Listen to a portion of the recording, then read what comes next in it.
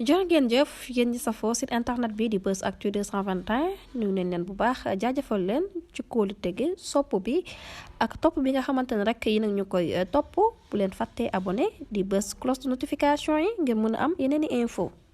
asalaamaaleykum mbokk yi yéen ñi nga xam ne yéen safoo chaîne bi di Buzz Actu 221 tey dañaa ñëwoon ci génn bi nga xam ni kii di Ahmed Suzanne Camara génn na ko moom nag Ahmed Suzanne Camara kenn dootu ko naataamle ci réew mi Sénégal waaye saa su ne génn yi nga xam ni su génnee ñii am ñi kontaan ñii dar nopp ñii dar gémmiñ tey nag dafa def ay révélation yi nga xam ni yemul ci non seulement ci Ousmane Sonko yemul ci parti bi di Pastef les Patriotes waaye yemul ci ki nga xam ni jamono gii mooy di président Bassirou Diomaye Diakhar Faye mën nañ ne ci émission bi nga xam ni amee na foofee sa Seneweb ak benn journaliste bi am solo bu baax di ndaanaan di wéeturu Aïda Mbène muy émission bi nga xam ni ultimatum lañ ko tuddee ci ginnaaw bi nga xamee fii di Buzz Actu 221 bëgg nañ leen indil vidéo bi dafa leen ci leeral lu jiitu dañuy dem déglu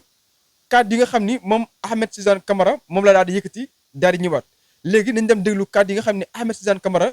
moom la daal di yëkkati fi nga xam ne mooy ultimatum ànd ak journaliste bi di Aïda Mbène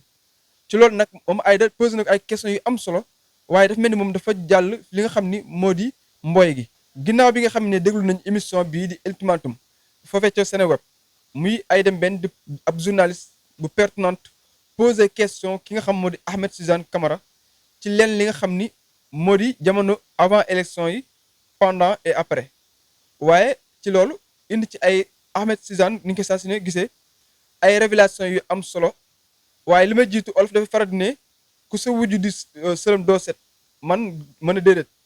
amaana bu fekkee wujju bu baax la mun na am sëlëm ba dina set wicc tey ji buñu seetloo Ahmed Suzanne ñëpp xam nañ bu baax a baax musul jaaroo taal parti bi di Pastef les Patriotes waaye rawat na seen njiit la di Ousmane Sonko jamono gi nga xam moo nekk premier ministre waaye tamit ba léegi mën nañ ne lu bëri gis nañ lu daan génne ay révélation waaye tey jii dafa rawaat ndax mën nañ ne jamono gu ñu toll nii Ousmane Sonko du Ousmane Sonko Pastef les Patriotes waaye Bassirou Diomaye Diakhar Faye du Bassirou Diomaye Faye bi nga xam ni secrétaire général Pastef les Patriotes ci ginnaaw sax gis nañu démissionné nag ginnaaw ba ko Sénégal leen ci wóolo ba fal ko waaye Sénégal ñun dañaa tàmm benn affaire bi nga xam ni saa su ne bu dara amee ñun ñëpp dañuy opposé wu carrément te loolu dafa am solo parti pouvoir bu nekk war na am parti boo xam tamit dafay taxaw nekk ay opposant radical comme ni ko Ousmane Sonko defee woon pendant lu bëri ci li nga xam ni moo di régné kii di président Macky Sall mooy président sortant bi gis nañ ko ku daan taxaw la ngir bañ bu baax a baax waaye Ahmed Suzanne Camara dafa yëkkati ay tuuma mën nañ ne ci loolu ko mën a waxee teg ko ci kaw ci leen li nga xam ni moo jëm ci ministre de l'intérieur ba fi nga xam moo di primature mooy fi nga xam ni foofu la premier ministre di nekk muy palais bu ndaw ba jàpp ci ki nga xam ne sax moo di palais bu mag ba di président Macky Sall muy président sortant ba ci loolu dafa créé daal ne moom mën nañ ne nanguwul conseil constitutionnel ci addu bi nga xam ni ginnaaw ay nit lañ doon waaye mën nañ ne saa su ne conseil constitutionnel saa bu jëlee ak ndogal boobu dañ koy nangu ndax kat loolu dafa bokk ci ëtt atte yi Sénégal fii dañ ne conseil constitutionnel bu jëlee ndogal dañ ciy addu même bu juumee sax dañ ciy addu dañ ciy d'accord boo leen xoolee Ousmane Sonko président moom PM bi ba mu génnee nee na ci déclaration bi nga xam defoon na ko su kaas doon am moom moo war a kaas ndax amul leen li nga xam ne téewee nañ ko ci waaye dafa nangu ndogalu yàlla en plus Ousmane Sonko nee woon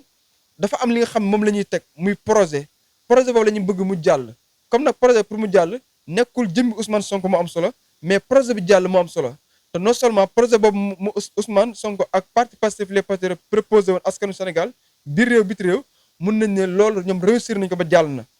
dëkk nag Ousmane Sonko moo porté woon li nga xam ni moo di leadership bi waaye dafa mel ni ci jamaay la mujjee daanu mu nekk président bi nga xam ni buñ nekk woon ci ginnaaw yaa doon président Sénégal atum 2024 cinquième président du ko moom ci wàllu moom du ko gëm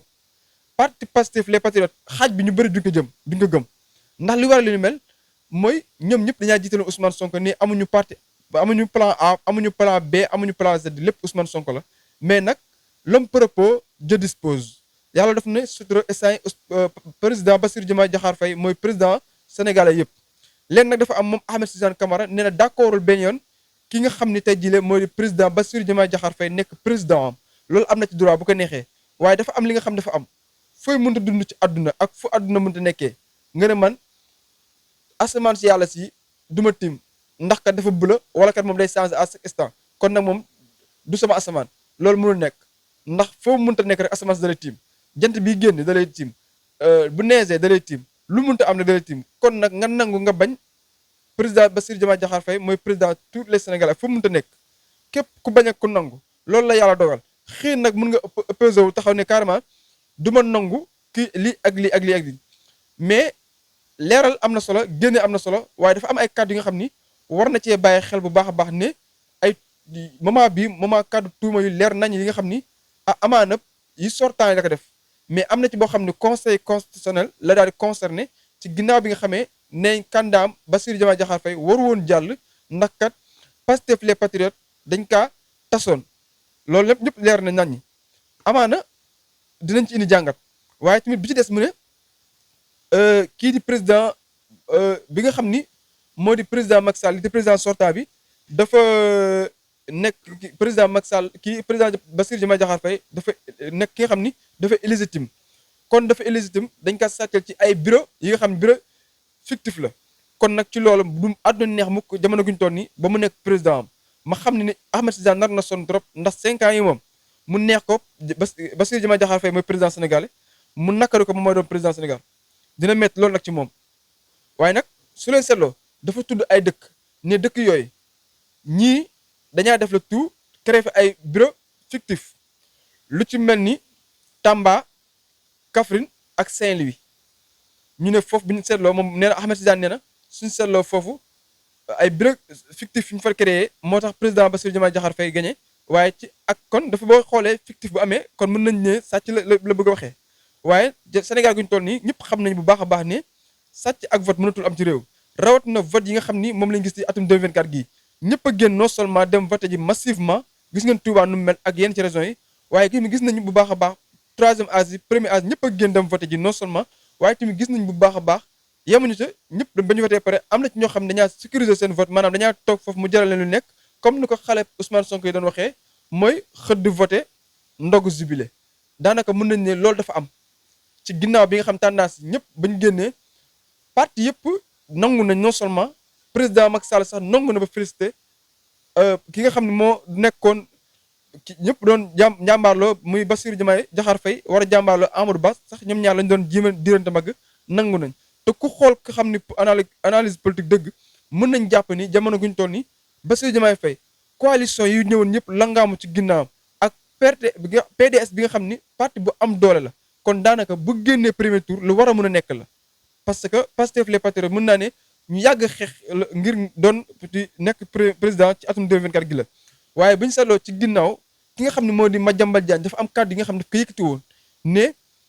am na bis mu waxtaan ak ki nga xam ne moo di porte parole xalifa général des Mourides di sëñ Bassirou Abdou Khadre am ci kàddu yi mu waxoon ba daan ne am nañu yaakaar kii génn troisième nii di Ousmane Sonko élection yi di ñëw mën na am mu génn première kon kàddu yooyu Madiambal Diagne analysé woon analyse boobu moo amaat nii waaye ci nag tey bi ñu seetloo moom ki nga xam moo di Ahmed Tidiane ci Aïda Mbène journaliste bi nga xam posé na ko ci ultimatum dañuy gis ne ba léegi dafa tuuma bi daa ko tegaat ci ministre de l' intérieur ak primature wax na leen ko sànq mooy fii premier ministre yi nekk ba jàpp sax ki nga xam moo di président Macky Sall daal di ne li nga xam ne sax moo bu ñu ko tegoon ci yoon dëgg waa APR génn jàppale Amadou Ba kon kàddu bi kon li nga xam moom la Bassirou Diomaye Diakhar Faye gagné ci premier tour loolu la Amadou Ba di gagné kon ñu gis ni non seulement nanguwul victoire président Bassirou Diomaye Diakhar Faye bi waaye dafa jox ba léegi dafa daanuwaat ci ay analyse am ndax bu fekkee nee na nanguwu ko pare daan ne premier tour mënu cee gagné bu ko joxaat kon Amadou Ba kon dafay mel ni lu olof di wax ne ku ràcc jëm la si kanam mu daal di dëll kon daanaka moom daal bu sañoon parti mooy gagné waaye non seulement gagné wul waaye gis ni lu ci am ci loolu nag moom Ahmed Tidiane tuuma yi mu indi nag kii di Aïda Mbène jëm na ko cee poussé pour mu indi ci ay leeral waaye foofu vidéo dafa mel ni amul son dafa xaaw a suus ba nu mu jeexee waaye nag lu mënta am ba am ndéem nag ñi nga xam ne ñoo nekkoon ci doon xëccoo candidat yi muy 19 candidat yi génn nañ ci teel nañ génn nangu victoire Bassirou Diomaye Diakhar Faye président Macky Sall muy président sortant bi nangu ko lenn ci li nga xam ne ñoo di génn waaye dëkk yi maanaam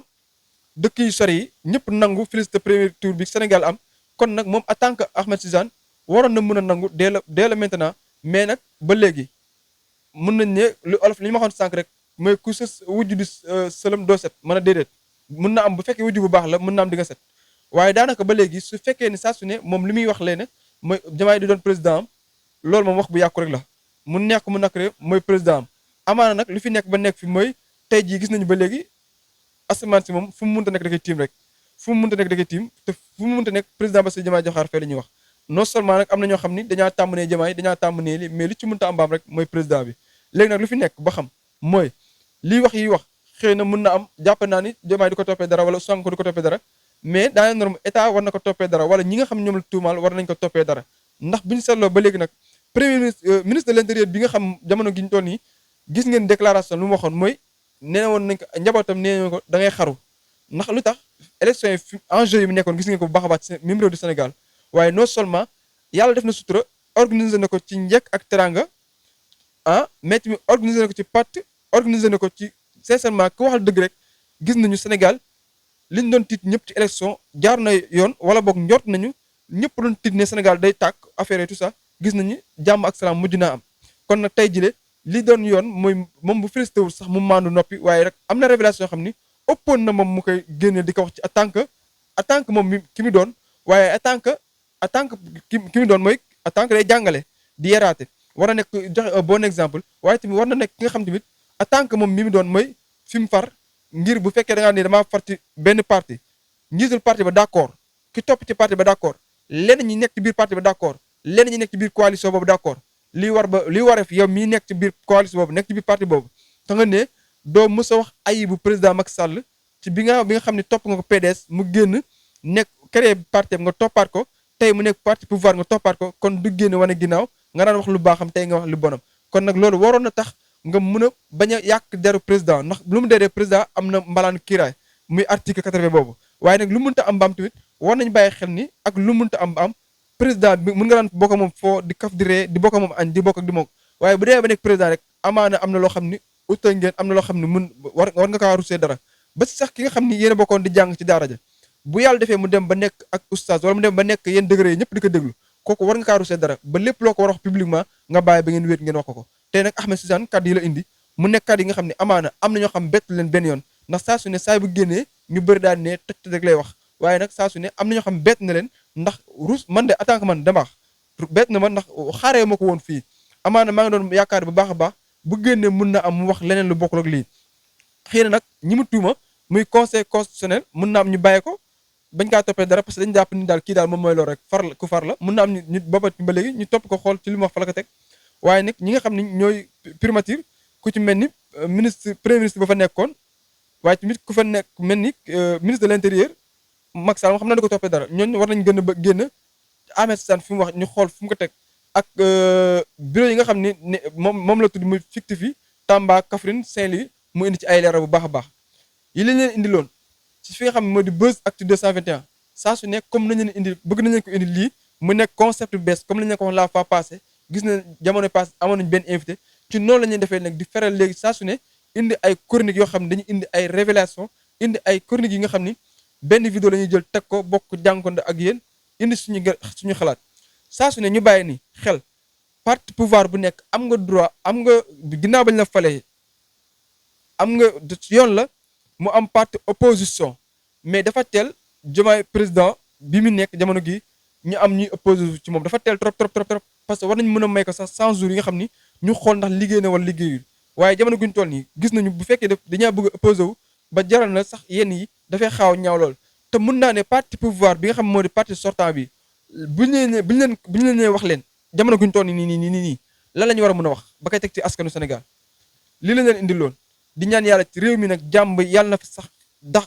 président bi nga xam ne askanu Sénégal lu ci ëpp am nañu yaakaar ci ñoom ba tax ñu fal ko lu ñu leen falee muy projet bi nga xam ne moom la ñu doon dëkk sénégalais ñu ngi leen ñëpp ñu ngi ubbi seen gët di xool ngala nañu bañ a mel ni